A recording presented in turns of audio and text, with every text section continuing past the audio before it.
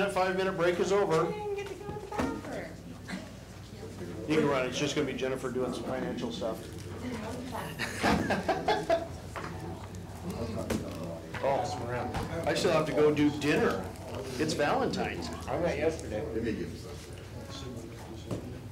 Dinner and a movie. The day before. Let's see.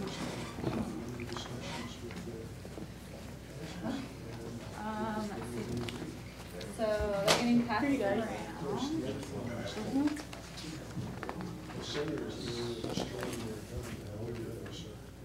you take the keys back?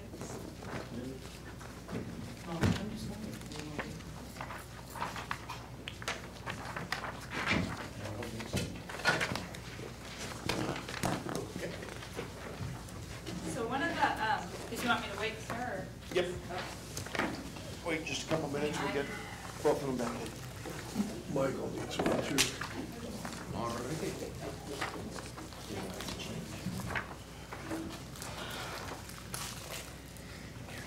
Okay, fire away.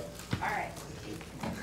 So one of the items that will come before you next Tuesday is a resolution that will be adopting some utility financial policies. And these won't be, you've seen them in theory. When FCS did their rate analysis and recommended the 5-year rate study, they had used these financial policies as the backbone to that rate increase to ensure for some financial stability in the future. We are going through a revenue bond process right now, and that will be coming before you shortly. But one of the things that we need to do for that is to go through a bond rating review. And so having these formalized resolution approved policies will help in that bond review process and possibly get us a higher bond rating, which will in turn give us a lower rate, which is a good thing. What's the bond rating now? Excuse me? I thought our bond rating was, I think it's an A. So they're hoping for, to go up to like a AA or a AA minus to give some percentage points off. And Actually, I unfortunately, think we're AA minus at this point, which is the same as Battleground, which puts us. you said our last one was an A. That's fine. We can't use our former rate anyway. We have to go through this process to Right, get re-rated, right. so. I got a cookie. We're hopeful for an increase in the rate so that we can get a little bit lower interest rate on those rates, or on those bonds. So what I did is I went through the 125-page FCS report and pulled out the financial policy portion and just thought I'd go through that pretty quickly with you. And it basically just summarizes the financial policy in your agenda bill, item 4C1 with the purple cover sheet. So starting with the purpose of having financial policies is to promote the financial integrity and stability of the funds, provide for sustainability of the essential utility services, and try to stabilize the rates. And so that's how FCS based the 5-year study was incorporating some different factors throughout the way. So just a reminder of fund accounting, basically it's maintaining appropriate cash balances is prudent, and that needs to be by fund utility function, not just utilities as a whole, but each 3 utilities need to be able to have their rates support their function, not the water rates supporting the sewer function or the sewer rates supporting the storm function. So that's kind of the backbone to our rate study, and our fund accounting that we have, all the number crunching that we do does dictate by utility account, so that's great. So the first thing that the policy addresses is the reserves. Operating reserves have a cushion to provide for financial viability over the life of the utility and to compensate for some short-term peaks and valleys in, perhaps bonding fees or some of those one-time expenses. Having a reserve cushion lets us spread the rate increase, smooth that out so that it doesn't spike to 30 one year, then come down to 1%, spike to 20. So we use the cushion or the savings account to stabilize those rate increases. And this is generally expressed having a certain number of days in O&M And so what we've done is water, the range is anywhere from 30 days to 120 days for best business practice. So for the water, the policy that we have based on the FCS study and pending your approval in the resolution would be 60 to 90 days of water, 45 to 60 days in sewer, and 30 to 45 days of O&M for storm. And then by the end of the study period, which I believe was 2015, I've listed what we'll have. So at the end of that 5-year rate study, based on the rates that have been approved, the projects that are gonna occur, this is what the bottom line will be. We will have met our policy. That's a good thing. Capital contingency, this is a 1 to 2% emergency cushion. It's not a catastrophic emergency. Situation fund, obviously if something, an act of God wipes out every system that we have, our 1 to 2% contingency account isn't gonna cover that. That would be up to insurance and lots of other powers that be. But it's best business practice to have 1 to 2% set aside. And so currently at the end of 2009, when the study was occurred or started, we didn't have anything for water or sewer, and storm had about 144,000. So again, based on annual contributions from the rate studies or the rates that have been imposed, certain percentages are going to go into the contingency accounts, and by the end of the study, we will have that appropriate cushion. Questions, comments? Just gonna keep cruising. Restricted debt, this is basically based on the bond covenants. The underwriter dictates how much money we need to set aside to cover that bond issuance. Typically, it's a year of debt service payments. So we just follow what they tell us to do. We put it aside in a fund and it earns interest. And then typically cities will use that to, like the last year of the bond payoff, we'll just use that to pay it off. System reinvestment funding, this was something that we haven't had in the past, and this is to support the system's sustainability in the future, putting aside enough to do the necessary upgrades that you need without financing it completely. So we're phasing water in over 5 years with the 20% increments, and again, these are already built into the rates that have been approved. Sewer, we phased over a longer, I said 20 years, that should be 5 years. Sewer was phased over 10 years because of the higher debt ratio that they already have in the sewer fund. Had we implemented it over the shorter 5-year time frame, the rates would have been significantly higher. So in order to bring those rates down, even though they're already large increases, we phased that over 10 years. And then the stormwater with no debt already had that system in place. Jennifer, can you talk a little bit more about the term net debt? Okay, I can do that. I brought my cheat sheet. So for system reinvestment, they have different ways to do that. And typically it's a depreciation calculation. So based on the aging of your system, you're currently at depreciation value of X amount, so you need to invest this amount to be able to fix those aging pieces of the system. What net of debt does is it dictates that, or realizes that a system that has less debt is more viable. So they take it's net of debt, not so net it's net debt. of debt, but they call it net debt. That's, oh really? I was gonna say, that's totally different. I took it out of here, I promise. But, yeah. So it's net of outstanding debt, and then that gives you what to move forward. And since we're cash basis, it makes more sense too, because the depreciation expense isn't, we don't track that in our cash basis financials. Okay, thank you. Revenue bonds require, they have specific requirements that you collect enough in annual revenues to cover all operating expenses, debt service, and then of course that little extra. And they'll tell you what the little extra is in the covenants.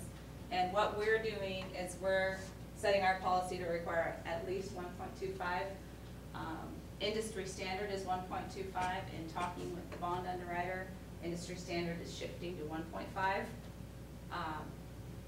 So what we're doing with the policy is we're keeping it at the at least 1.25, and then if possible, we will, strive to be better, but we're well above the minimum, so of 110.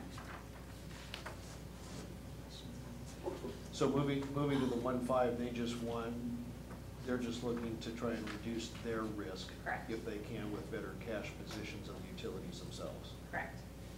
And what that would do, if we said, nope, we want 1.5 today, that would skew our rate study because it's built on the 1.25. If we didn't have it there. But again, using the terminology at least will help give flexibility in that for the review from the underwriters. Another aspect of the policy is the use of system development charges. Historically, we've used them in the past to pay debt payments, which is allowable. But what FCS built the study on was that we would use those SDC revenues to directly fund capital projects instead of just paying for the debt. Again, trying to wean off as much debt as we can, knowing that these projects are huge, so you have to be able to finance them for the most part. Debt management, industry standard is 50-50. That's what we're gonna adopt, is 50% debt to 50% equity. You don't wanna go beyond that. Currently, we're better than industry standard. Our debt to equity is 23.77, so our equity is better than our debt, which is a good thing. I think that brings me to the end. Hang on a second, hold on. So currently, we're much better than what the industry standard is here, as far as how much debt is recommended, Correct. and we want to get ourselves more in debt. No. We just don't want to go beyond the 50-50. 50-50 would be extreme. We don't want to pigeonhole ourselves to where we say we can't be over 25-75, knowing that those fluctuations, but we don't ever want to go over 50-50, so that we set the policy at what we don't want to go over that way. Do we have anything that's guidance right now for what our debt ratio should be? Other than the study, On that. Thanks. Now, in reality, yes, we'll most likely be increasing our debt, only because we don't have the cash on hand in those to be able to fund the projects we've got going forward, so. but they knew that building the study, so we stay within, or under the 50-50 throughout the life of the study, the 5-year period. This is gonna cause us to raise prices on it? No, this is already, this is kind of we should have brought it forward with the whole rate package. Okay. So it was indirectly in the study. We just want to formalize it to show the bond underwriter that, yes, look, this is the underlying factors for the 5-year rate study, the rates that have already been approved. Thank you. The two items that are gonna, the two items that will serve us best going in front of the bond writers as far as the interest rates will be potentially paying for those are the utility rates that you approved last year over a 5-year period. Again, knowing that we'll come back and revisit those annually, but the linchpin being in there that they're approved for 5 years, and your resolution on our reserves and financial planning just in those utilities themselves. So once, I guess it's one of those things they still have to see written down. Yes. Yes. Having a nice Bible of policies and procedures is a great thing.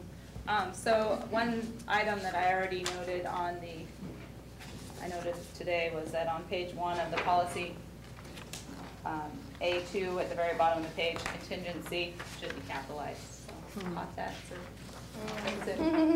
But other than that, if you have any questions. Thank you for getting that down to a fairly simplistic explanation. Yeah. Supplemental professional services agreement with FCS?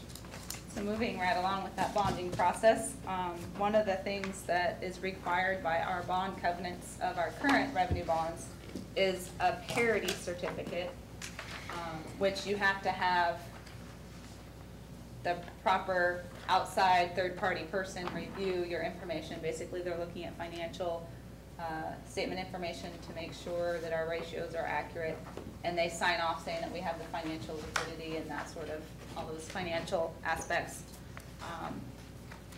to move forward with the bond. And so FCS has agreed to do that since they've done the rate study, but it does require a supplemental agreement to the tune of $17,500. It is reimbursable from the bond proceeds because it's a cost of doing the bond. So that is a side note.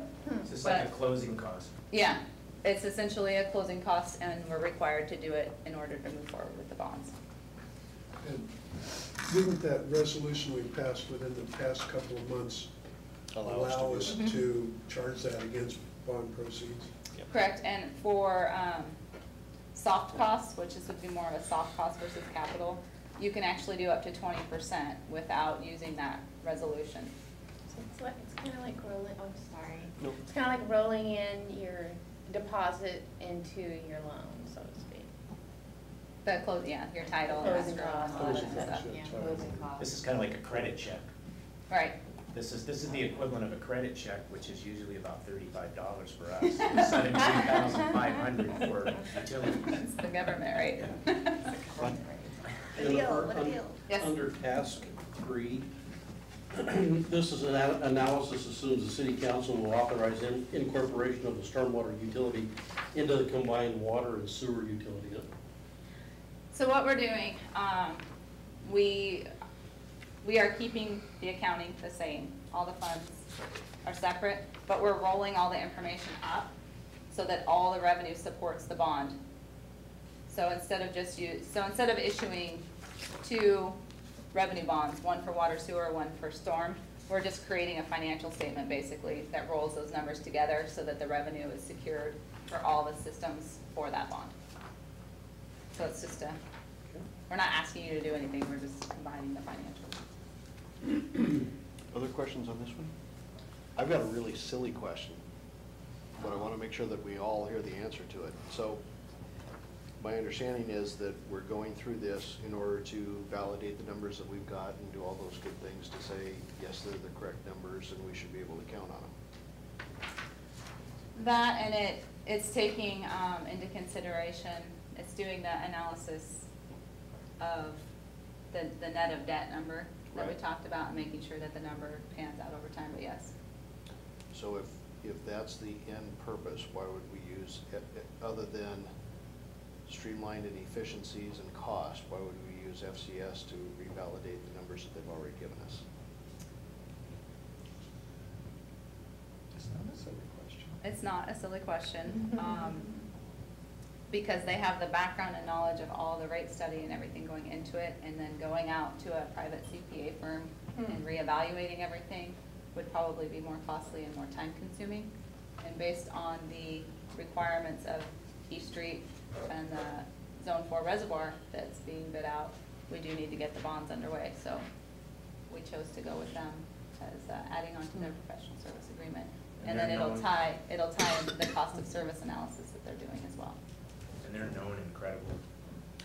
Yeah, I just want to make sure as we talk about having a third party involved in there and double checking and doing all those pieces that we do it with our eyes open, that we're utilizing somebody that helped develop the numbers when we first started. It's interesting, the underwriting advisor that we have suggests this as well. So it is an interesting dynamic, but it is what it is. What is a parity certificate? It's the title of the certificate that they sign. I don't know what parity means. Equal. And Well, yeah. It's a bond term. Yeah. Okay. and the reason that we have to pay them more to do that is that it comes under your Different errors and liability. omissions insurance in a way that it wouldn't otherwise. So, Okay. Lots That's of true, we fun. may not be able to get a local CPA to do this because they couldn't afford the insurance. Exactly. Wouldn't want to sign off on it. Well, if we had You're talking millions and yeah. tens of millions of dollars. In a perfect world, if we would have had the cash reserves of a year of bond payments, Additional. including the new debt, the finance director could have just signed a certificate. But because we don't have that cash balance, you have to go through somebody, different set of hoops to jump through. You know. Okay, Copytronics, Lisa? All right, so we have Copiers. yes, we need a new copier here in City Hall. The workhorse copier that we have has been down for a while. So we have been using the newer copier, which wasn't meant for that kind of abuse and use and abuse. So we got some quotes, and I would like feedback from you folks on, there's a lease option and there's a purchase option. The purchase option is what we're recommending, but it would require a budget amendment, because it's not currently in the budget, to actually outright purchase it, but we'll save $3,500 over the long run on interest. We set aside a pot of money for big expenditures. You mean the IT reserves, No. the replacement reserves? Replacement reserves for, I don't think we anticipated copiers coming into the IT portion of all of that. right. So, could we? Probably. To be perfect about it? No. That's not what we explained to you it would be used for. I think one of the things that we're trying to, and again, it's just a function of the number of bodies here and hours and even some long days. David and Jennifer are trying to work up some potential policies to come forward to you that would potentially make some of these that are of this nature, ones that administratively they can do and not have to come back to council action. At some point, a threshold that we can operate. Rod? Is this $10,504 gonna come out of the 40 that you talked about earlier that we saved by not going with McKinstry? Is that the kind of money you're gonna go looking at? And It would, yeah, out of the, because that money would go back to the reserves, and then we would just take it out of the reserves. Will you need to ask the council to make that supplemental appropriation in the short term? Or do we have adequate funding and we can do it at the end of the year with anything else we need to do? We might not make it to the end of the year, but at least 6 months. at the next budget You're adjustment, right. whatever that may be? Yeah, it wouldn't need to be something imminent, but, So it's a placeholder for a future supplement. correct. The other thing that I'd like to ask the question, we've just killed a whole bunch of trees here tonight, just with what paperwork we have right here on the table. How do we move to the next era? How do we go away from so much paper? How do we do that? We have been talking about that. Can you say iPad? I noticed that Mitch has an iPad. He does. Well, Nabil always used to say, well, I killed a few more trees today, you know, and so. But we do have a paper mill. Well, we have a paper mill in the region. We've been talking, and I actually talked with IT, and the iPads are more expensive. They're like $500 or $600, but they have readers that perform what we would be looking for that are cheaper, to the tune of like $200 a piece. And it would be, you get the PDF file or whatever, you can do Word docs, you can do Excel, and you can attach notes throughout the process so that you can bring the little tablet to the meeting and scroll through and see. So what we were considering is purchasing a few and selecting council members to test them and then report back to the council on yay, nay, or let's try something else. Ask the IT people. It's not every time, but sometimes we get fairly detailed graphics. And for example, a Kindle does not do very well with graphics. Okay. If you want legible graphics, especially ones that you can zoom in on, the iPad may be the only available solution. How would that work if you had, David had an update at 5 o'clock? There's some agenda bill, do you go ahead and change it, and it automatically just comes up as a change prior to us getting here? I mean, is it that quick? No. It could, if it's an iPad and you use common folders to access the information, yes, you could pull it right up. But if it's a reader, we'd have to make sure the document went out. If we're doing that with the iPad, though, I believe we have to pay for the service monthly. Oh. Not Everybody else Wi-Fi. had the same problem, but I'm just. For wireless? Not Wi-Fi. Not for Wi-Fi? Not for Wi-Fi, yeah. Okay. There are a couple of communities that are already moving to, and one that the mayor talks about it every time we see them up on the peninsula, that they've moved to those. They estimate it saved them $40,000 a year. I question that, because we still, and he talks about not only the paper, but the time, the creation, the everything else. And one, I like to write on things, but if it's got no capabilities, okay, somebody's still gonna have to show me how to turn it on. But my contention is we still have to create the documents, even if they're just electronic, in order to put them up on the websites and get them to your readers, do all those different things back and forth. So we haven't saved that. What potentially we've saved is somebody standing at the copy machine and going through and copying these off and killing the trees and utilizing paper, so. But there are a couple that are so far successfully, they say, using them very, very well. I think it's what's gonna happen, and I think eventually you can have docking stations right there.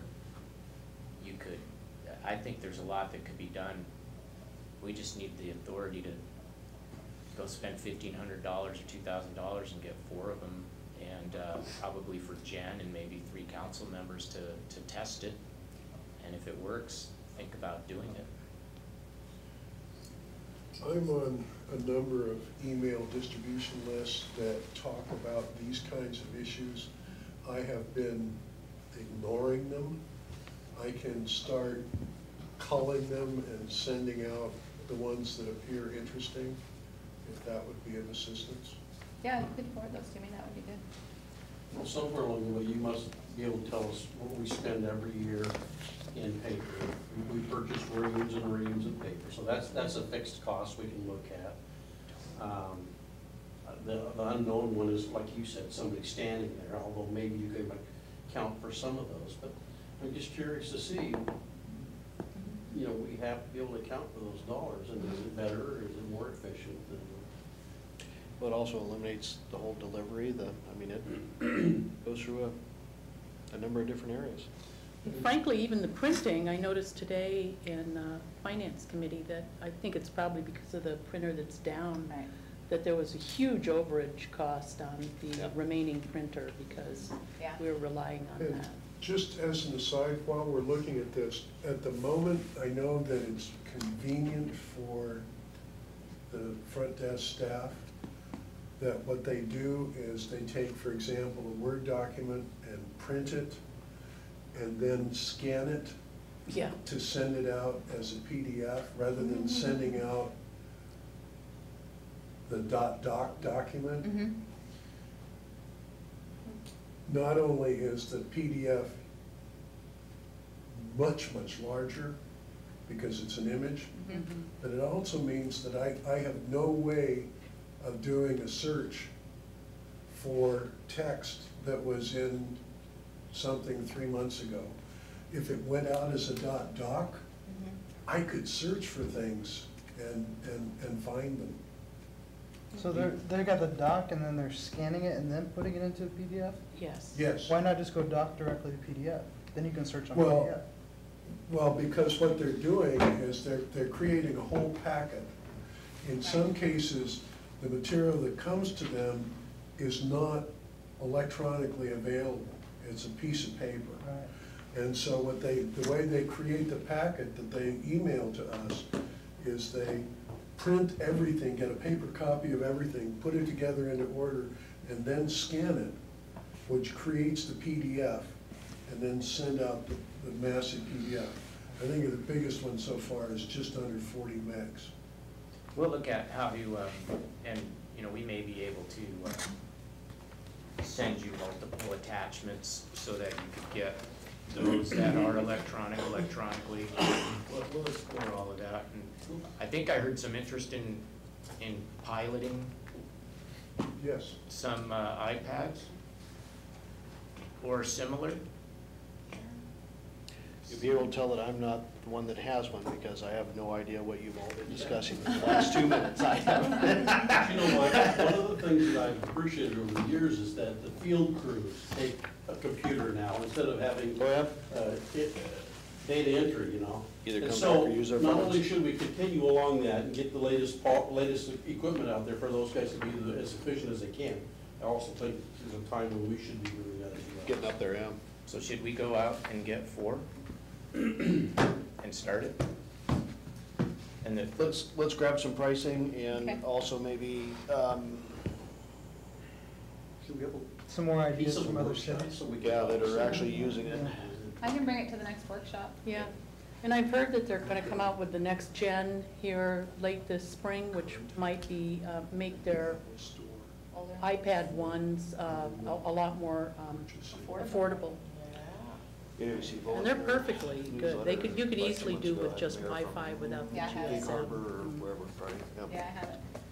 Okay, So, Mr. Mayor, if it's all right, with regards to this agreement though, we still haven't discussed, well, I don't feel like we've come to closure on this one. As far as the purchase option is concerned, from what I'm taking a look at, that leasing option, is that $233.71 per month? Correct. Okay. Okay. And then, on top of that will be the maintenance plan, Mhm. Mike, which we do regardless, just because through the maintenance plans, we get the toner and all that, the maintenance for free, because it's worked into the price, so, Mhm. that's worked Oh, definitely in our favor with the older copier. We've had a lot of service calls on that lately. What's the expected life of this model that you're looking at? perfect question. And I don't have the answer. But I will get back to you. what is it, do you know how long we've had the one that went down? The old one is 10 years old, and the newest one that we have is 4 years. And the use that we've given it is too much for, it was intended originally as a color copier to be used occasionally, but mostly as a scanner and that type of thing. Hmm. And unfortunately, it defaults to color, so when you just throw a Hmm. document in, it does a color. And I actually went through it to figure out how to get it to black. Change the defaults? Oh my god, well, I haven't changed the defaults, I didn't get that far, but just to get a black and white copy versus color, you have to go through several screens. So, that would be something we would do with this new one, would be default it to black and white, so that you have to ask it to do color. So we've got a maintenance agreement with the old one, the 4-year-old one, right? Mhm. So under that maintenance agreement, could we ask the technicians to Change set that. it to Mhm. default? Oh, okay, just asking. Right. Definitely. So it comes out of the factory for color, and then you have to buy their toner too, probably, right? No, the toner is included in the price, but still, you get charged per copy. yeah. And so the price per copy for the It's in there. color is significantly higher than the Versus price per copy. 49 cents. Yeah. Smart. Question, the leasing option 233.71 per month, does that include interest, or is there any sort of interest on it? Yes, I don't know what the interest rate is. He gave us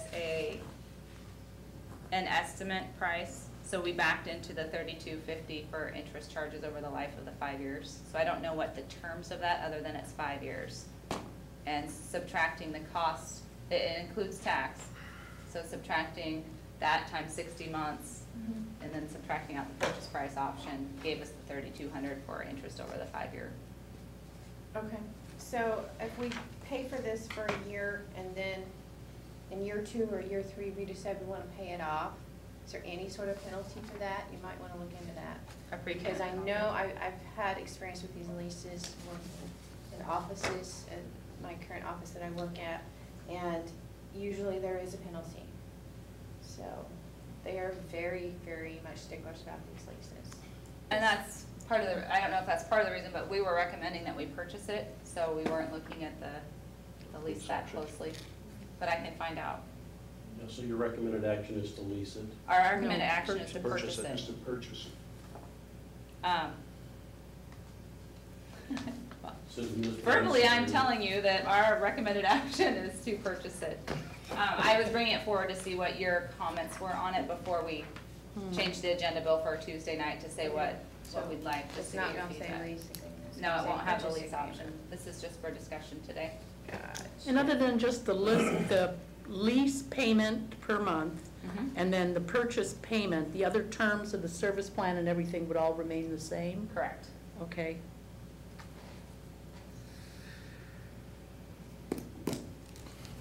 Other questions? Let's surplus some stuff. Another surplus resolution. This one is for the vehicles at the police station. I told Chief Mitchell that I would bring this forward for him, so he didn't have to come for one agenda bill. But these are vehicles that are no longer being used due to the fact that we just got our 2 new vehicles out on the street. I don't know if you guys have seen them or not yet, but they do have different stripings and they look Yeah. pretty good. And so we are recommending that these be surplused. We do not need a public hearing because utility funds were not used for their purchase. So, we will bring this forward, and we're planning on disposing of them through the propertyroom.com. And it is not the 50% fee that the normal stuff is. There's a auto fee of 12% of the price, but it reaches a much larger market, and it actually does the Portland Auto Auction. It incorporates that as well. So I've been watching a few of the vehicles on there, and they're going for, you know, a couple grand, so. I see a animal control truck on here. Do we have 3 currently, or do we have 2? We only need 1, or what's the scoop of that? That is the old monster big box Oh, animal okay. control. It has, I believe, over 200,000 miles on it. So what we did is we took another truck that we weren't utilizing in community development and put a canopy on it, put some kennels in it, and it's much more functional for what the animal control officer. It is for the dog, it's not for Rick. Well, Rick doesn't fit well in that truck. You see him driving down can you double check? I'm sure that Chief did that, but can you double check on that vehicle and make sure that Trevor didn't have use for it over in the street fleet? Correct. We Okay. we have been talking with Trevor, so Okay. if Trevor would like to keep that over there, we will take the truck portion off and leave the box on the surplus resolution, because we Right. would still surplus the box. Yep. Okay.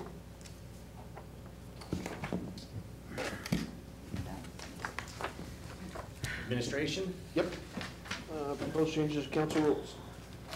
Okay. Got a little continuation of this PowerPoint. After these get handed out, I think Jen's gonna assist me with that. there. You thought you were going home, didn't you? Oh, I don't. So you pass those that way? Yeah, Pass those that way. so these are the same? Yes. The slides.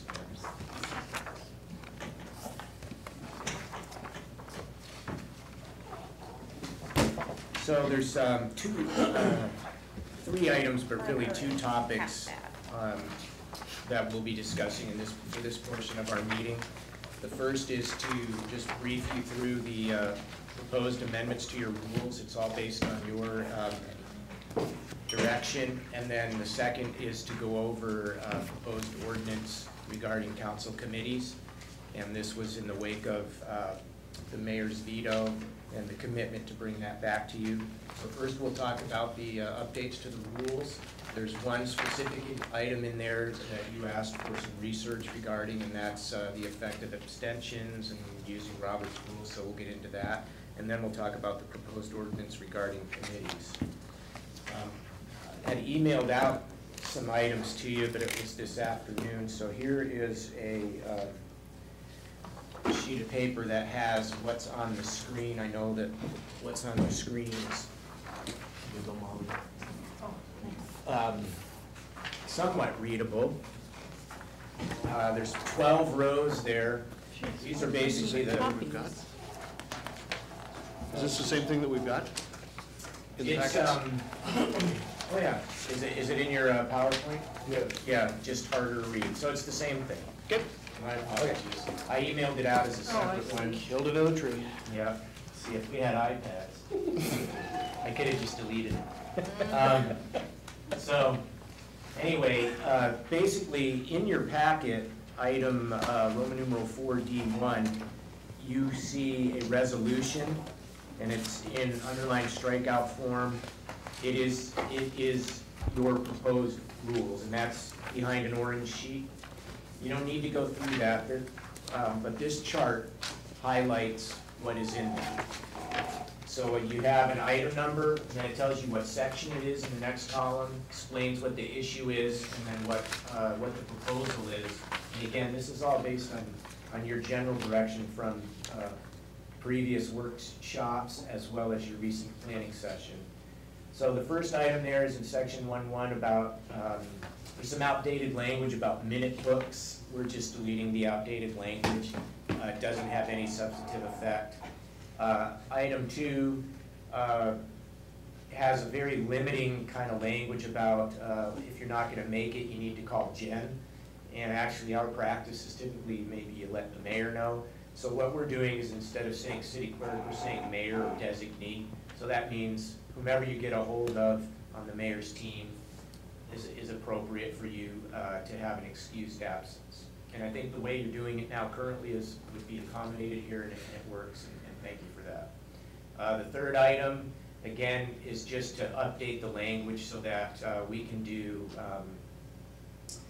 our minutes in electronic format if that's appropriate. Item number 4, which is of substance, is the change in meeting time from 7 until 6.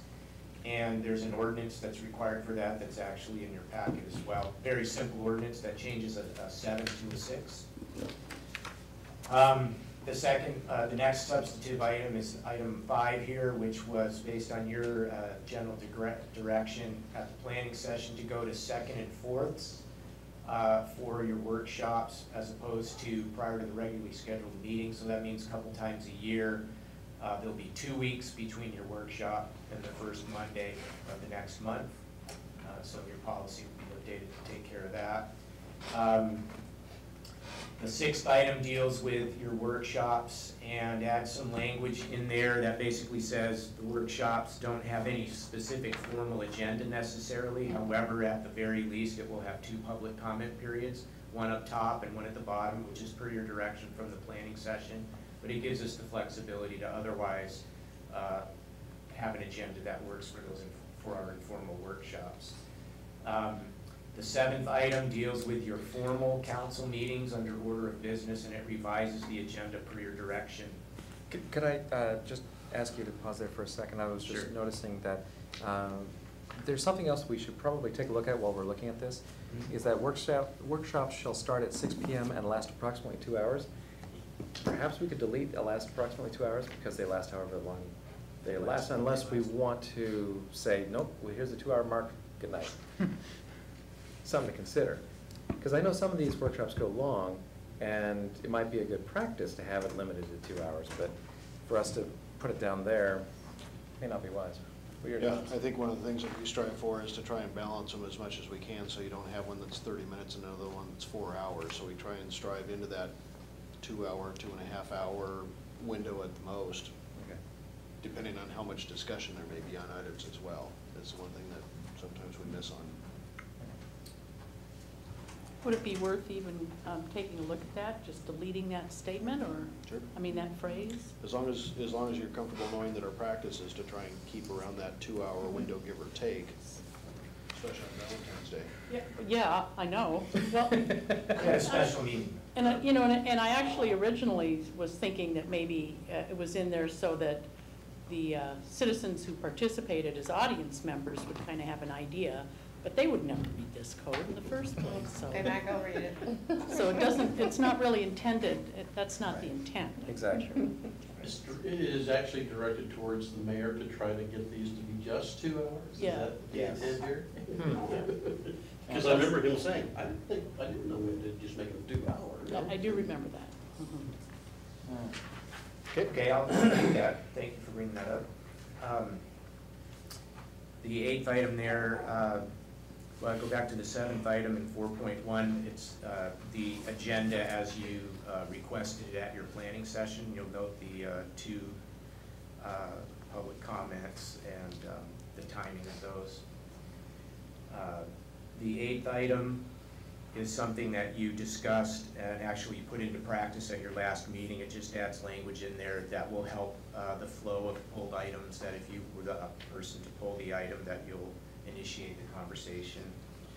The 9th one, and we'll come back to this in some detail, but the 9th one deletes the section on failure to vote, which means that you will be defaulting to Robert's rules, and I will discuss what the implications of that are, or is, in a moment.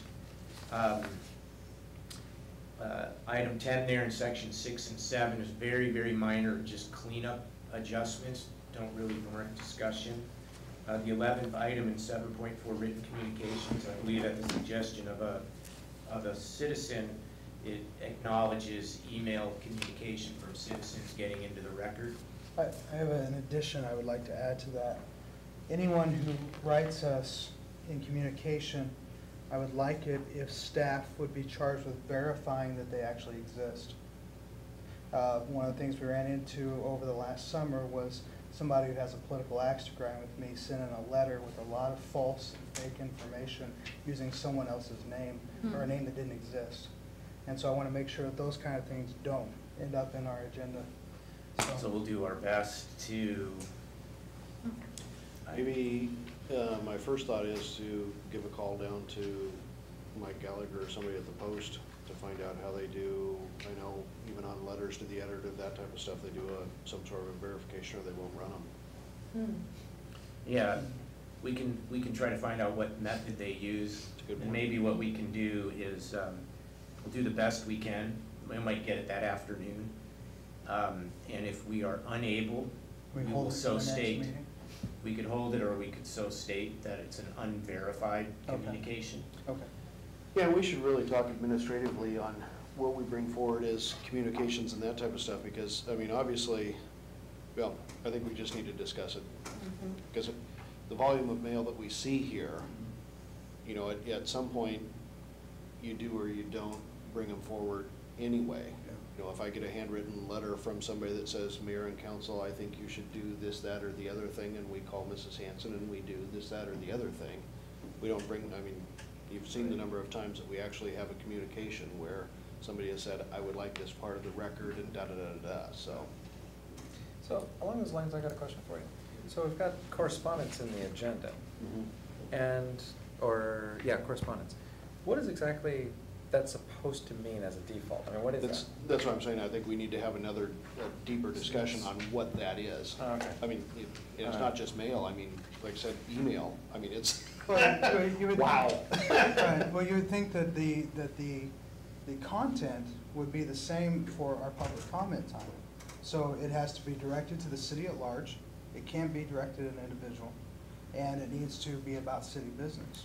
To me, I It can guess be that though, would be. you know, whether I get them by letter, email, or voicemails, that type of stuff. I mean, there's a ton of communications that potentially could be part of something. But we handle those in a certain way that we don't really bring them to council Unless attention. they say, yeah. I'm not so sure that that's not an archaic piece anymore, but The agenda item or this section? How does MRC The agenda item. address electronic email? well, I'm just talking about correspondence in general. Right. And I believe, here, although and I once in a while will direct staff to make copies of something and put it in your boxes. It used to be years ago over in Kimmis, it didn't matter who got them, whether it was a council member or mayor or whoever, we automatically tried to make copies for everybody and just put them in the boxes. Now that, if it went in your mailboxes, it didn't come as correspondence. I'm not familiar, I've not experienced a correspondence item on the agenda. I've experienced the dissemination of written communication that was addressed to the council, but it wasn't on the agenda. Well, In other meetings where I've seen a correspondence item, it's really typically been more like semi-official communications from some organization or other to the city. The Veterans of Foreign Wars seeks your aid on Poppy Day. The Red Cross has a blood drive.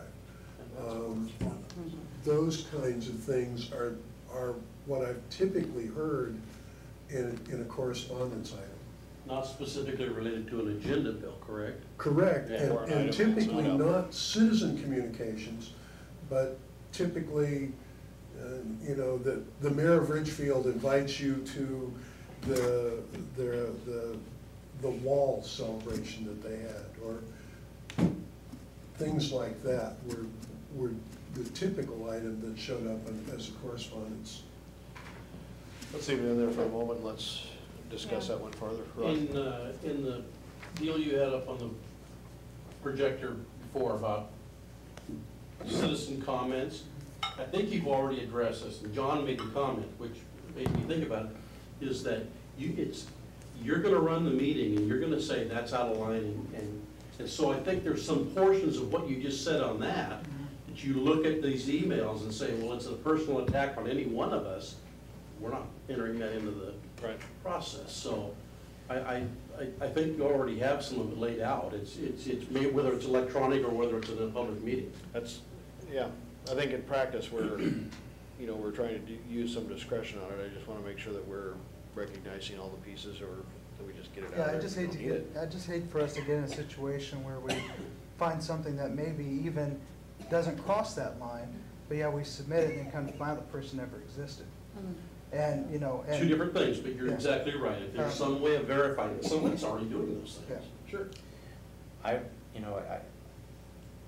Your point is very well taken. We have a set of criteria, you have a set of criteria about tips for talking with the council and how they, when they're here, your name, your address.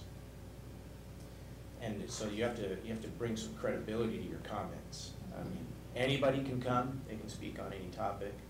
They can't get out of line in theory, and but they have to say their name and their address. We could get an email from someone who may or may not exist, may or may not give their address, may or may not give their name, and it's just some email handle, and we might forward it to you, or we might, but would we make it, are we reading it out loud in Right. public, making copies of it available on the table? Not necessarily, but why should we give it to you if it's not, I Yeah. don't know if it's credible. So I think we need to think about how we ensure that electronic communications are, to the council, are vetted at that level, that our verbal communications are vetted. And then there's a whole myriad of issues around electronic communications that even kind of fall outside of our own sphere. That's a whole nother topic. So we can keep these so that these rules can keep moving, because I know you were anxious about the time of your meeting and the order of your agenda. Yeah. We'll put in the electronic mail. You have our commitment to do what we can to vet the authenticity of the author, and a commitment to work this issue as to whether or not correspondence should be on the agenda, and to better define what that means in here, and then to better define the written communications piece as well moving forward. Okay. Thank you. And then in Appendix A, which is really, it's a guide to your citizens, to our neighbors, about how to effectively address you and how to respectfully address you. And one of the things that it's asking for is a comment card. So there's some burden on us in anticipation of the first meeting in March, assuming you adopt these next week, to provide some comment card opportunity for folks. They don't have to use it, but we would like them to. It helps us. And that's for hearings, and that's just for anything they've got their name and their address. Oftentimes, you need to follow up with somebody, and now you've got a record of their name and address, maybe their phone number. But again, they don't have to do it. They can just be verbal if they want. So we'll work that process and do some trial and error with it. We talked about that last time. So with respect to the effect of removing your abstention language, I'll go over this slide, and then I will pass out something that we can go over. There are no specific provisions in RCW or the Washougal Municipal Code regarding your votes as council members and the effect of an abstention. Research this with MRSC as well. You can establish your own rules, and you have, and your current rule, as you know, is one of several options that you have, and that is that an abstention is considered a yes vote. Your rule also says that you can't really abstain short of it being a yes vote unless you had a valid disqualification, and it really points to conflict of interest. So for example, John, earlier this evening with the location of the business, a perfect example of an abstention or a reclusion. A recusing. Recusal. A recusal, thank you. Another option different from what you currently have in your rule is to allow abstentions only with a stated reason, but to not otherwise limit abstentions. And then there's the one that you generally directed, and I took it as a tentative direction because you asked for some research at your last meeting, at your planning session, which is that you will just simply defer to Robert's rules and that you will not otherwise specify in your rules about how abstentions are to be treated.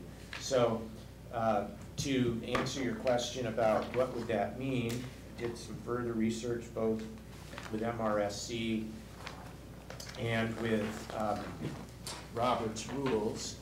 And I have a handout here, and I don't believe this one is in the overhead. This handout has two sides. The first side has a lot of text, and we can go over that. That's for your reference. We're going to look at this next slide, and then we're going to go over this chart that's on the back so you can see what it means. Under Robert's Rules of Order, and this is from their websites, abstentions are not a vote. It's the absence of a vote. So it's as if someone was not here. Well, not necessarily. Someone who is here to establish a quorum can abstain, and they still are establishing a quorum. And I'll get to that. Okay? An abstention may or may not affect the voting result, and I need to give you some further discussion on that. These are general statements out of Roberts. A member has a right to abstain and cannot be compelled to vote or to abstain. And in fact, under statute, and in some of this narrative that you have for your own reference, on MRSC's website, the document that I used and was guided to by MRSC, you kind of have a duty to recuse yourself for a direct conflict of interest, and maybe a duty to recuse yourself for an appearance of fairness issue, say on a quasi-judicial land use matter, but you don't have to. You should, but you don't have to, and your colleagues cannot compel you to.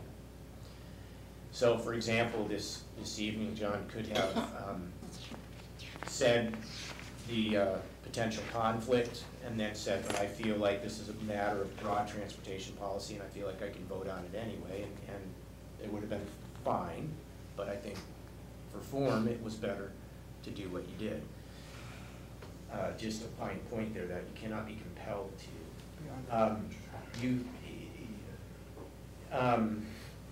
That's kind of what MRSC says, but Roberts says that you should, okay? So your statute says you should, excuse me, Roberts says you shall. Interesting, okay? So there's a little bit of a difference there. And when you read this preamble here on this one page, it'll kind of tell you about the statement is generally, however, other council members cannot restrain a council member from voting due to a conflict of interest or for any other reason. That's statute. But Roberts says you shouldn't. So I think the bottom line is it's probably just best that you don't if you have a direct conflict. All of that to say, that could be a reason for you to abstain. If you go with Roberts, then it depends upon what type of action of the council is required to pass an item. And there's two ways that a group might have to pass something. One, so there's different scenarios, 3 scenarios in fact. The first scenario would be that a majority of council members must vote affirmatively to pass something. And the statute that governs Code Cities identifies several items that require a majority of council members, not just a majority of a quorum, but a majority, so 4 of you. Any ordinance, any grant or revocation of a franchise or license, and any resolution for the payment of money. Okay, so if you're doing one of those things, 4 of you have to vote to pass it. There's another scenario, which is that in the case of an override of a mayoral veto, that 5 of you must vote to pass a mayoral veto override. So that's majority plus one. And then a third scenario, which is kind of the catch-all scenario, is anything else that you're voting on, it's a majority of those that are voting to pass it. The qualifier there is that the statute says for you to even vote, you gotta have, and convene and consider anything, you gotta have a quorum. You gotta have 4 people. So it's going to have to be a majority of 4.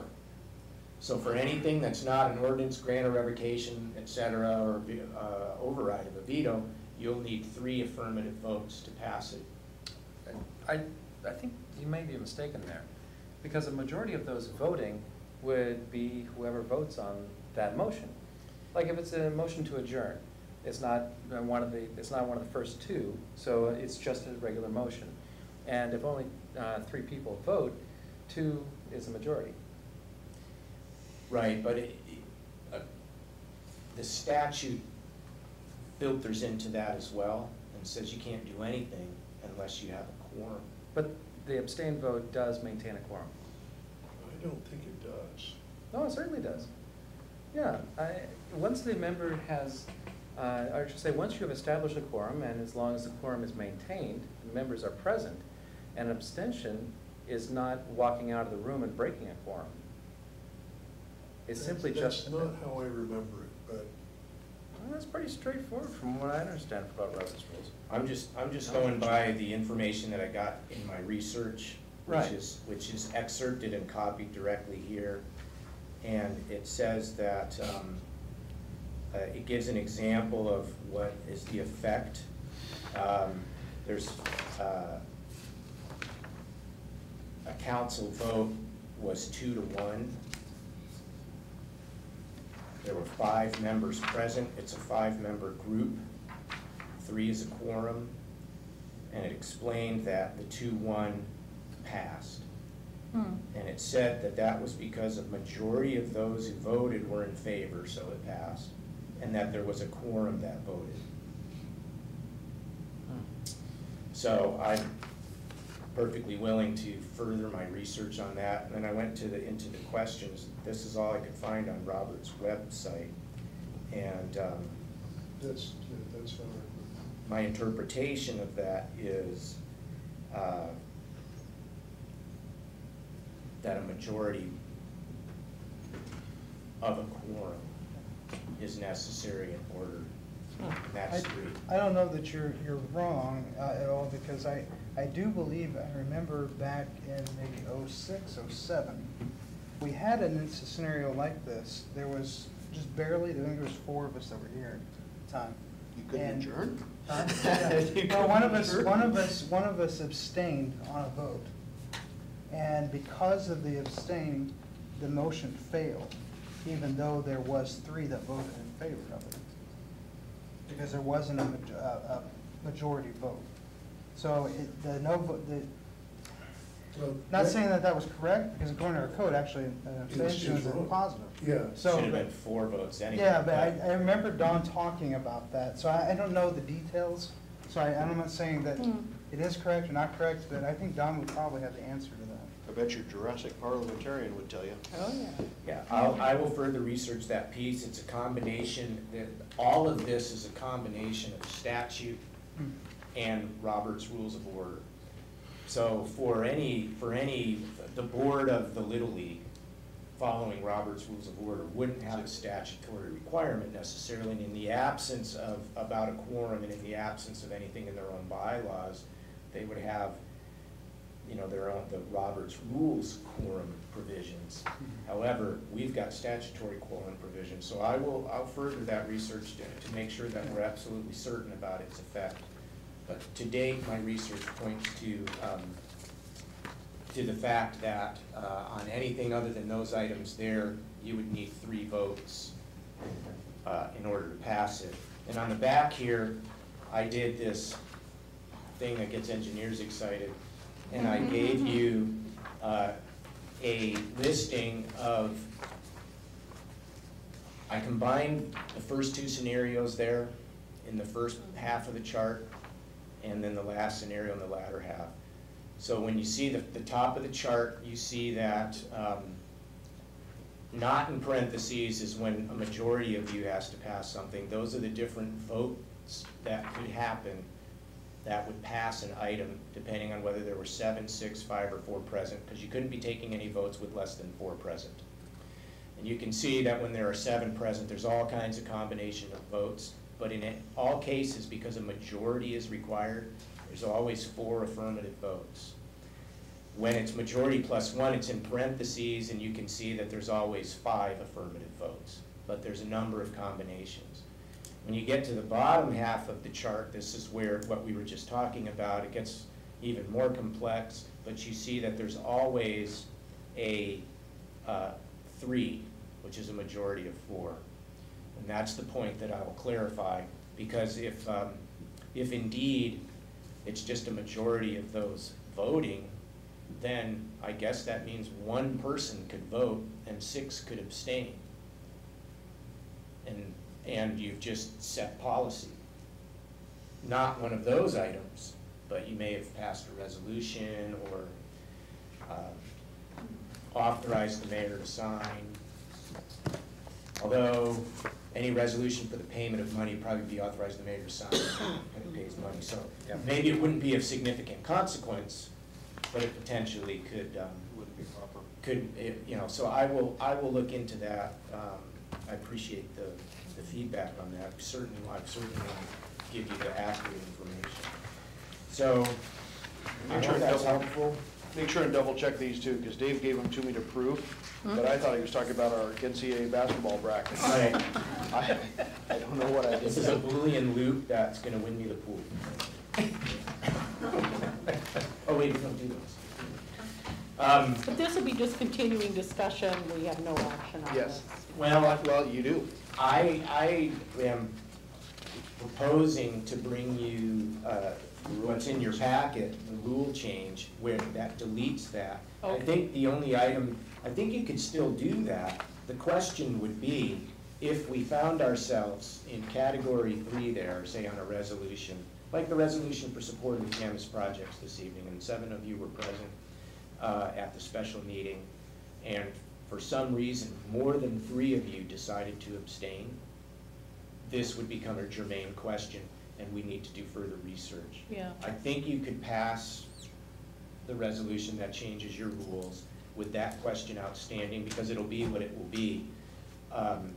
Unless you believe that the answer to that question would affect how you voted on this item. If you were uncomfortable with 1 or 2 members of the council being able to take action, then you probably would want more discussion about this. Whereas if you're comfortable with always a minimum of 3 having to do something where there'd be 1 abstaining or voting no, I should say, 3 to 1, then then you'd be okay with it.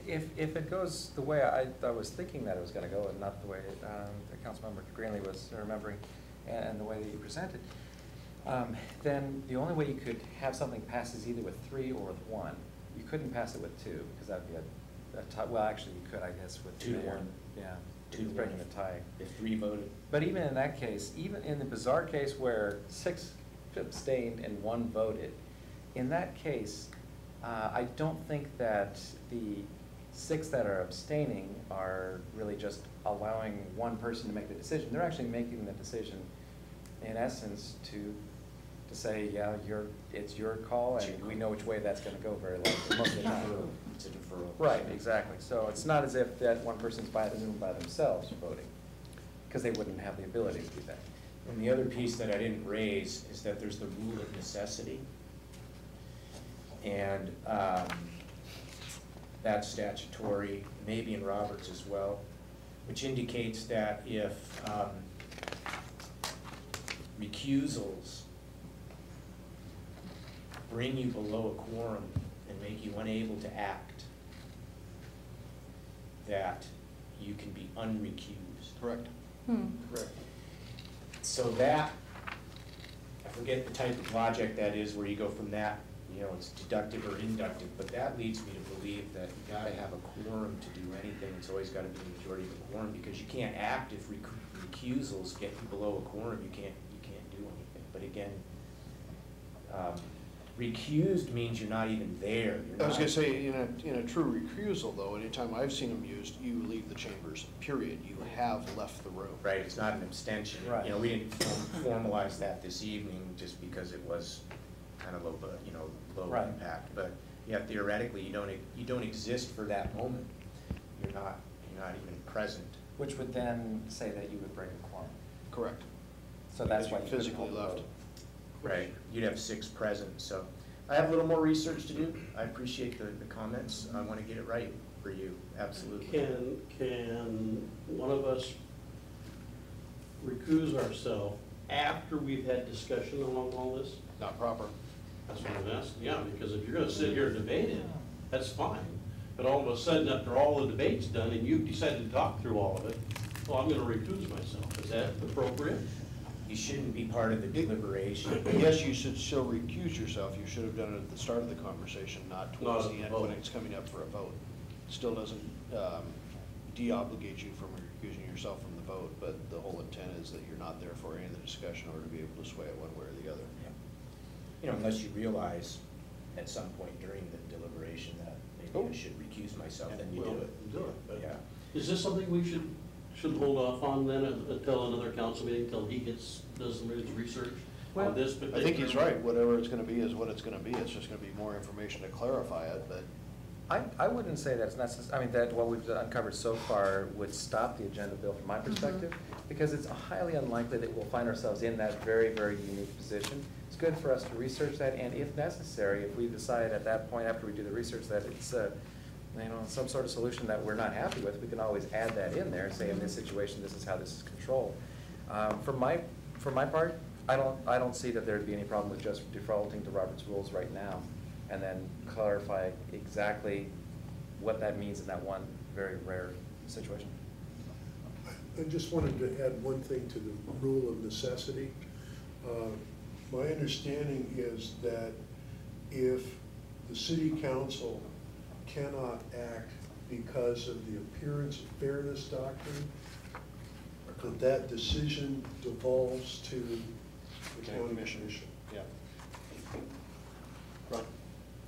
Mike, I remember you and I have had this discussion, because you were recusing yourself, and that's why I asked that question.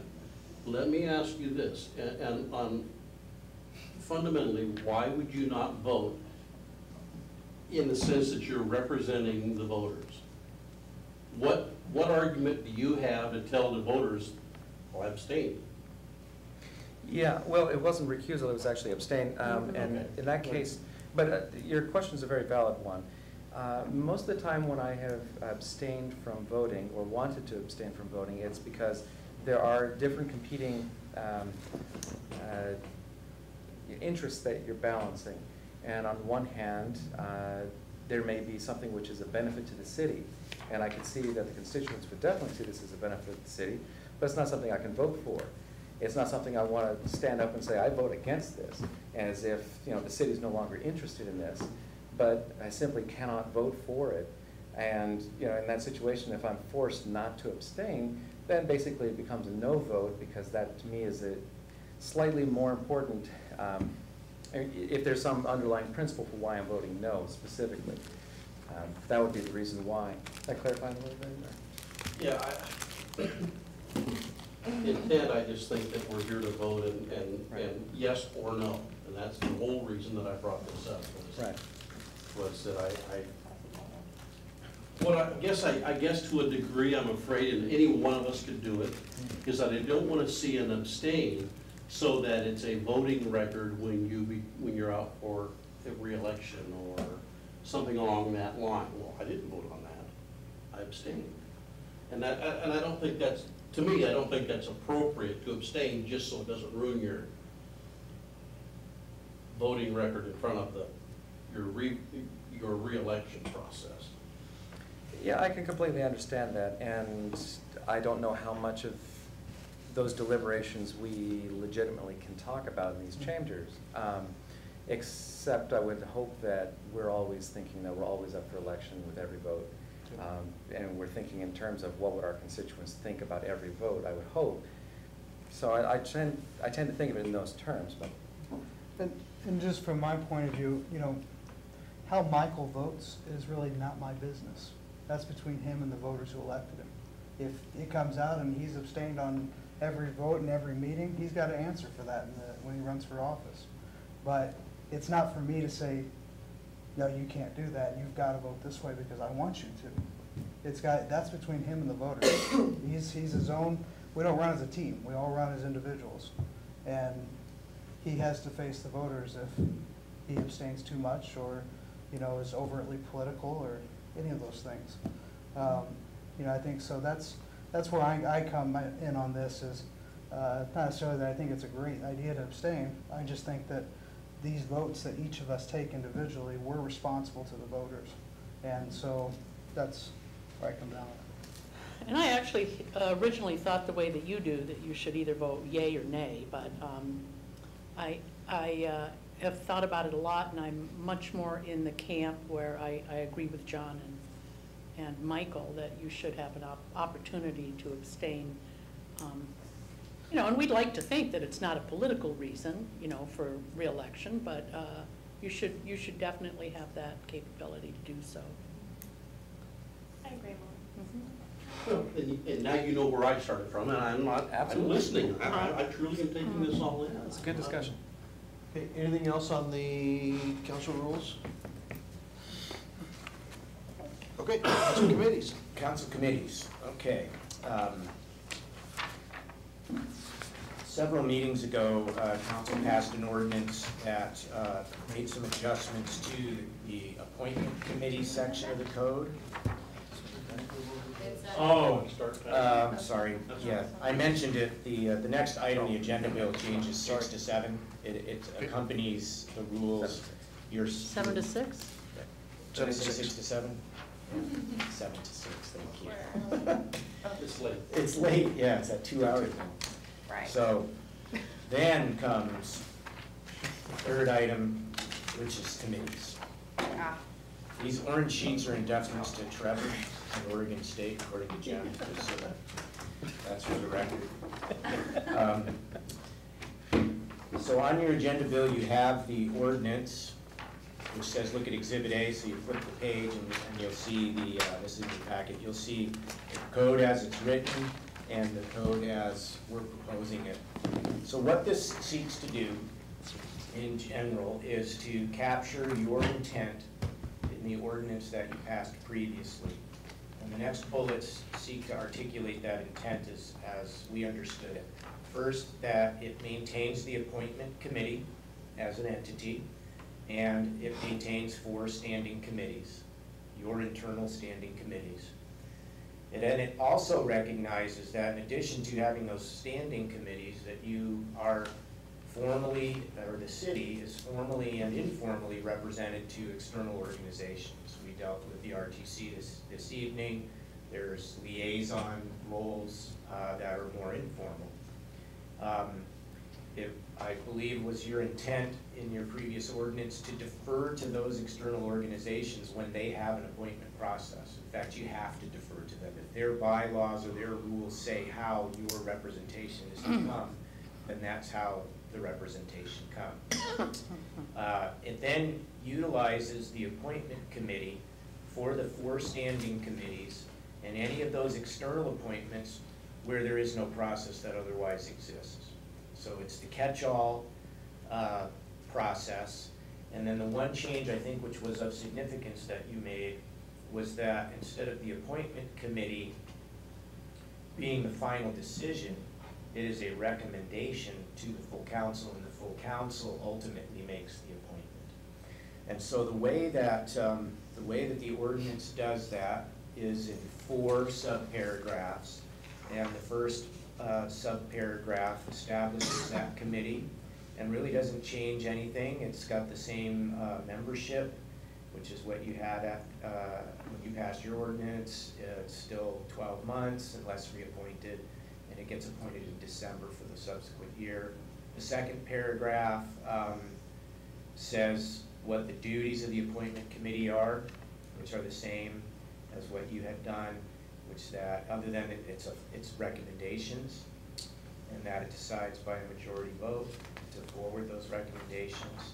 The third one just establishes the 4 standing committees and calls them 4 standing council committees, just to clarify that they are your standing council committees. And then the last one is really kind of the new language that's segregated out and separately, basically says you got some of these external things, it lists what some of those could be, and that they might be governed by some process which you must follow. And when they don't exist, or when that process says that the council shall make the appointment, then the appointment committee process recommended to the council is the process that would be followed. So I hope that I captured exactly the intent of what was done by council previously, and that it just organized it in a way that was helpful for staff to track and follow. I really appreciate you doing this and being a manager, we're bringing it back like this. I appreciate it. One of the things that's not governed in here that I see, unless you can show me where it's at, are the ad hoc committees. The ad hoc committees such as the Code and Ordinance Committee. There were several others listed. But that as well, I mean, we could get really silly with these ad hoc committees if we don't have some kind of controls put on them. You have, that exists in your rules, and I'll find that for you real quick here.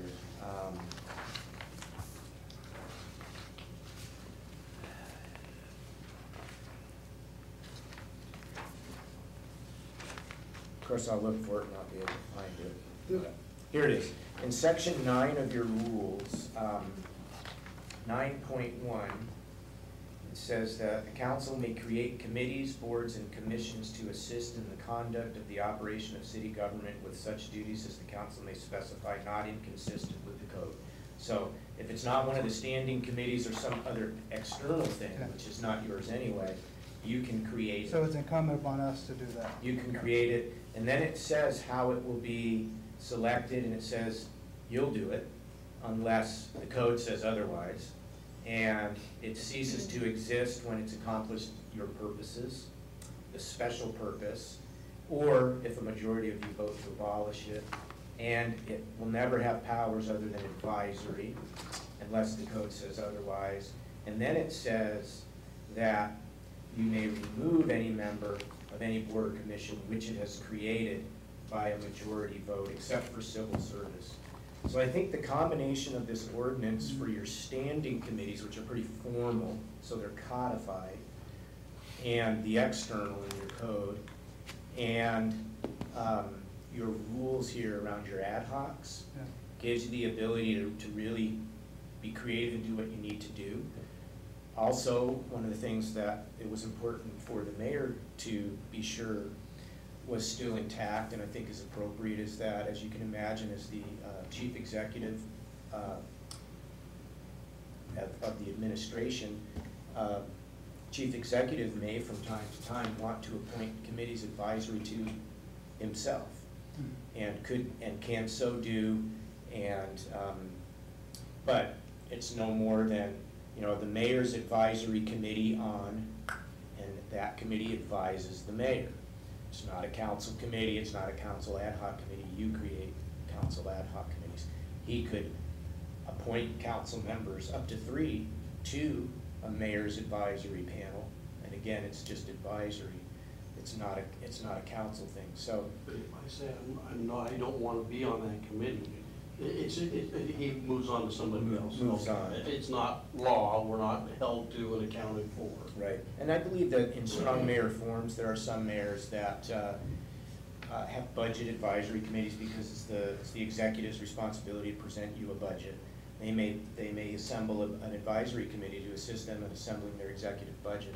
Councils also might have advisory committees around budgets, or cooperatively, the executive and legislative would jointly do that. And I think that's how I see this community operating more, is trying to do that together. I have a question with regards to paragraph 1. Just want to understand the wording here. It says that it shall consist of the then elected mayor. This happens in December, in a year in which the mayor is Oh. elected. Does that change, does the then elected mean that whoever happens to be the mayor is on on that committee? That's an excellent question. This is existing language in the current code, I just used it. I would assume that you have to be the mayor, Sitting mayor. the sitting mayor, and maybe we want to clarify the language, because Right. this leads you to believe it could be a mayor-elect, Right. potentially. Well, And what's Or that appropriate. it can't. Or the problem is that this committee exists for 12 months. And so the mayor that got voted out of office is on the board until the end of December, and then the new mayor comes in, and then the question is, well, then is it the then elected mayor in January, July? Or That's an excellent point. I don't know, I mean, I think we all could understand that the intent certainly is to have the electeds who are currently Serving. elected be serving. And then, if that changes, then, a council member resigns, another one gets appointed, maybe they could be appointed to that. Right, so for example, at the first meeting in December, the 2 individual council members are selected to go along with the mayor who's sitting at the time to be the appointment committee. And then they don't meet in December. They can't get it together and they're gonna meet in January. Then what would happen is, if it's not the current mayor, but it's someone else who was elected, they would take over in January. I think that's how this might Actually, Michael, let's read this carefully Sir. again. The term of each council member appointed to this appointment committee shall be for a period of 12 months unless reappointed. So that sentence is silent on then elected mayor. On the other hand, the first sentence says, the appointment committee which shall consist of the then elected mayor and 2 council members. So I would argue that with a new incoming mayor, that new incoming mayor holds the position on the appointments committee once they have taken office. I've got a problem with making someone who is elected but not sworn Right. being a member of the, so I. Oh, I agree with you A there. very careful reading of this, I think, answers the question. That the appointments committee consists of the mayor and 2 council members. The term of the council members shall be for 12 months. We could just take then elected out then, I think. Current It's the mayor. serving. Yes, The just mayor. the mayor. Yeah. Yeah. That would be the that- simplest does- thing, Does yeah. that solve it for you?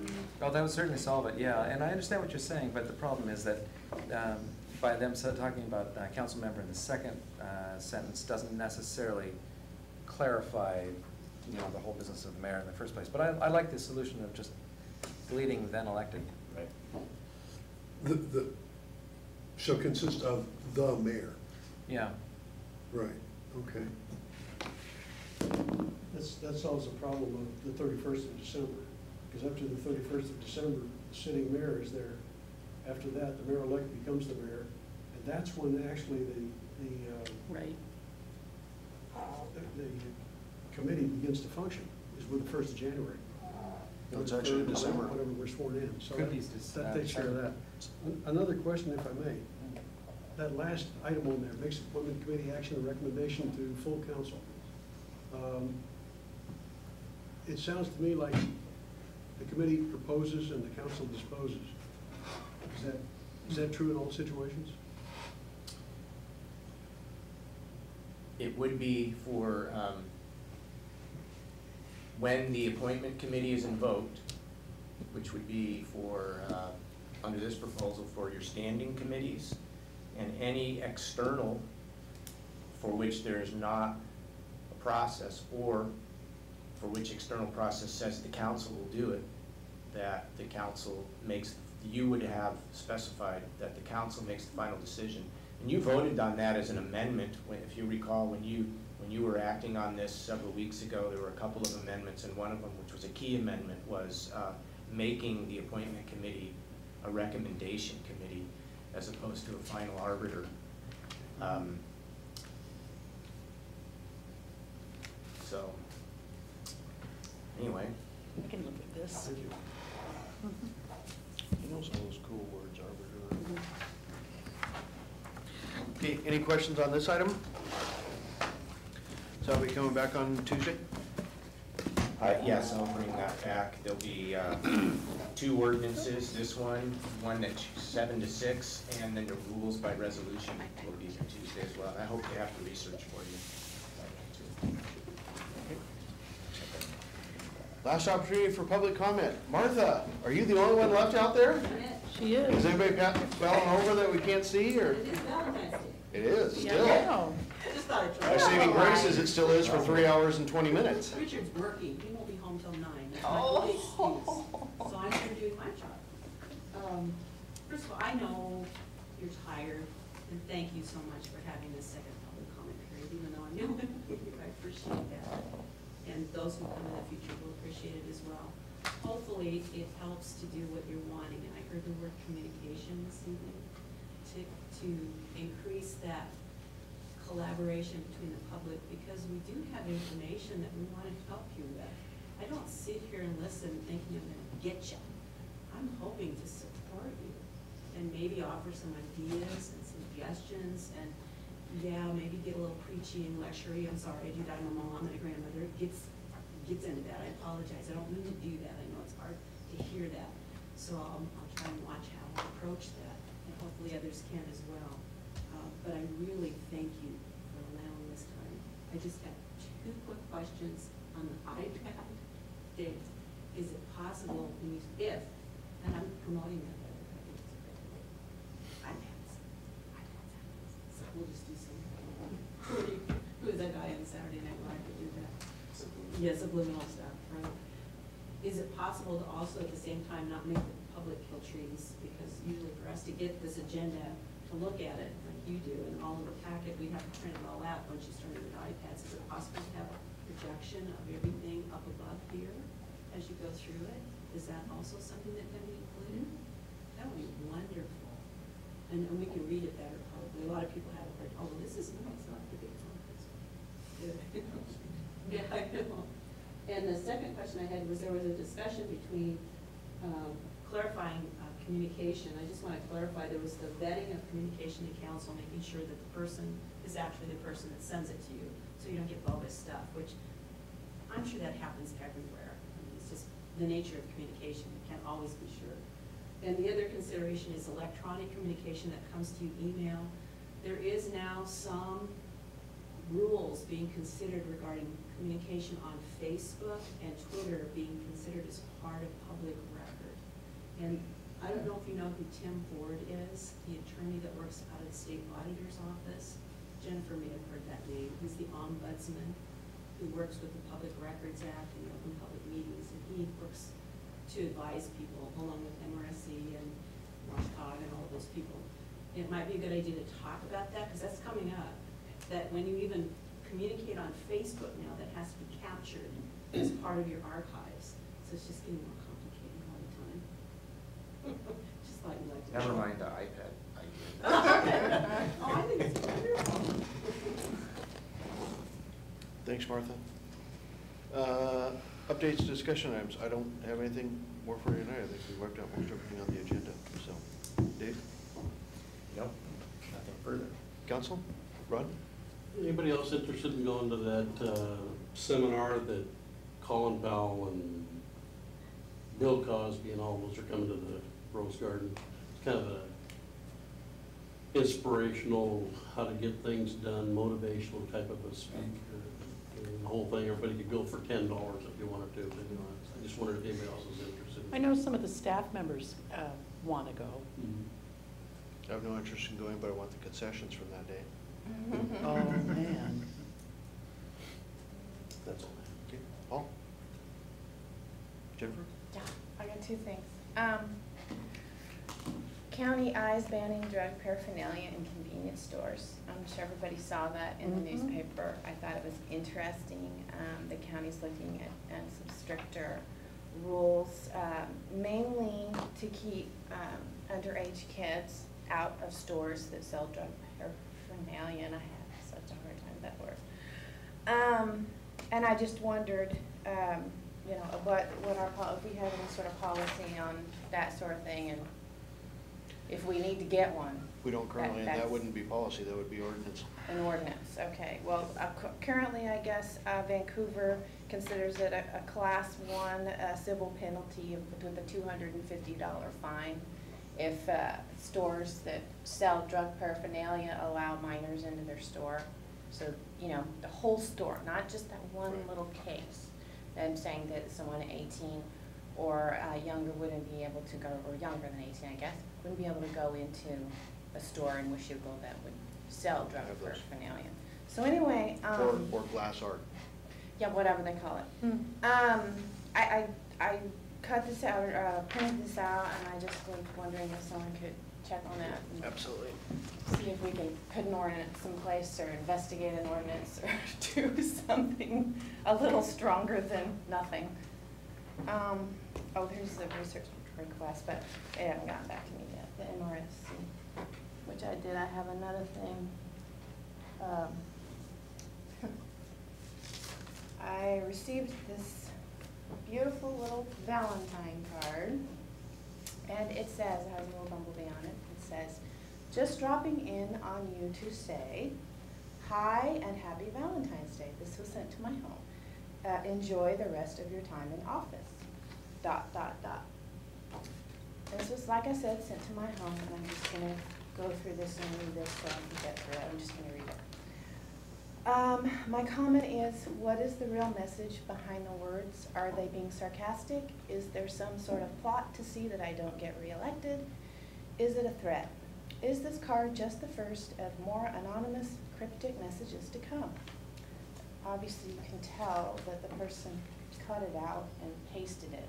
They don't want to be identified. And they did the same thing on the envelope with the city return address. Anyway, now I knew when I ran for office that angry letters and emails from upset citizens could come my way. And people might write negative things about you in newspapers and on blogs. That is fine. I'm a big girl and I can handle it, and I try to respond to every critic if I can. The problem I have with this person is that they sent this potentially ominous letter, a note in a lovely card in a sweet pink envelope, which is my daughter's favorite color. Now, quite frequently, my daughter checks the mailbox, as all young children love to do, especially around the holidays, when cards come from grandmas and grandpas.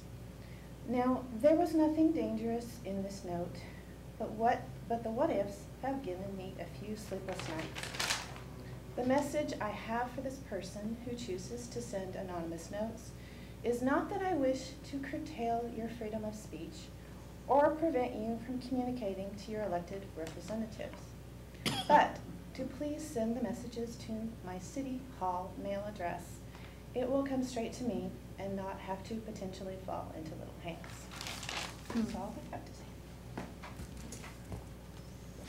Michael? John? Thanks for sharing that, Jennifer. Update, Chamber of Commerce, the last board meeting we had, the Chamber is now going to be providing its members with a health insurance pool to get into. So anyone who is a member can jump into this pool that they're going to be providing to their membership all the way across the board. So that's coming up. I think they're going to be presenting a couple of presentations on it. So that's pretty exciting. I appreciate Councilman McDaniel's discussion on the paraphernalia. I would suggest too, though, that some of the larger amounts of paraphernalia that are used are pop cans, as well as aspirin bottles. So if we're going to go down that road, just there's a lot of things to consider in Oh, well, that. the state is pretty specific Paraphernalia. about the list of the paraphernalia. I mean, it's Right. rather long. I Right. don't know if I printed it out. So, I mean, just, But I know, there's just a really long. be aware we could get into some real sticky issues because what one person deems as this. Here's the list. Not deemed as the other. It's all right there. Okay. Take away one, somebody will find something else. Yeah. Yeah, but, So, Yeah. anyway, Not that's. as easy to- Don't get me wrong. Purchase. I've always heard that if you wanted to be appreciated, or if you wanted to be heard, speak up. If you want to be seen, stand up. If you want to be appreciated, shut up. I'll take the lighter course. Polly. Yeah, that's pretty disturbing, Jennifer. I can hate understand that why you would crap. say that. I know. But I just have one tiny little thing, and it has to do with the farmer's market. So I know the farmer's market folks would appreciate another letter or resolution of support. They're going to extend I think by 2 weeks, they'll have an additional 2 to 3 weeks of farmer's market. They're going to start a little later, I think, and end a little later. And they will not have to even request closure of that additional street. And so they're really happy with the relationship that they had with the city last year. Proved very successful for them. And that's exactly what they would like to continue. So I'll pull the language, and I probably won't have it. I'd rather have you guys have time to look it over if you have questions. But within the next month, we'll have language. I just wanted to add real quickly that last year, Ivan over at Papa's was concerned about the relationship with the market. And when I talked to him this year, he was very pleased with how everything had gone, so. Anything else for the good of the group? We're adjourned. 3 hours and 10 minutes. I am beat. Yeah, I'm gonna. Jeff, all that resolution last year. Oh, okay. That's exactly what they were looking for, something just exactly like that. First, Mary was saying, well, we'd like